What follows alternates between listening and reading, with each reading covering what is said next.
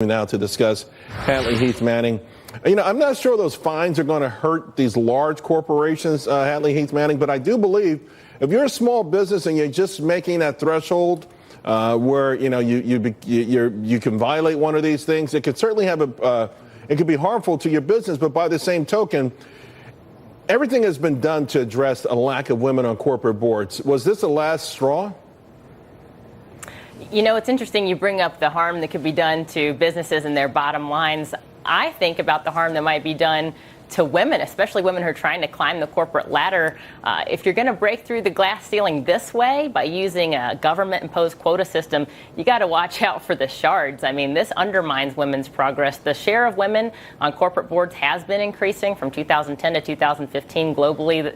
Our share of board positions has increased 54% as women. But to do this, to impose this kind of quota system, really, I think, creates questions in people's minds about whether or not women have earned their positions on corporate boards, whether it's a merit thing or whether it's a tokenism thing. So I think this is a bad move on behalf of the state of California. There's a report out that apparently the first of its kind study specifically for Silicon Valley saying that women only have 47 cents in every equity dollar that men have in Silicon Valley, and that they make up 35% of the equity holding employees, with 20% of that, only 20% have equity.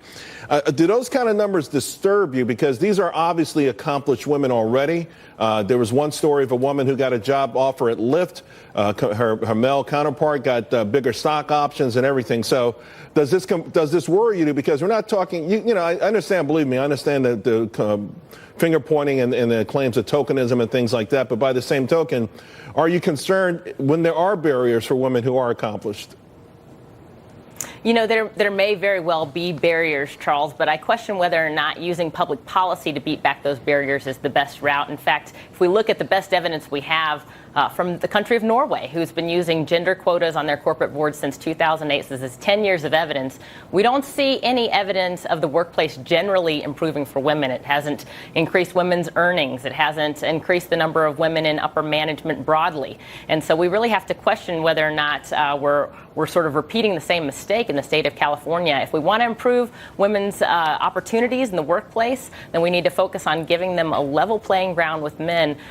Putting quotas in place, that's not the same as a level playing field. What about the idea overall? There was a study done a few years ago that said that the financial benefits of having women on corporate boards is being oversold. In fact, that there have been studies that show that there have been zero positive correlations.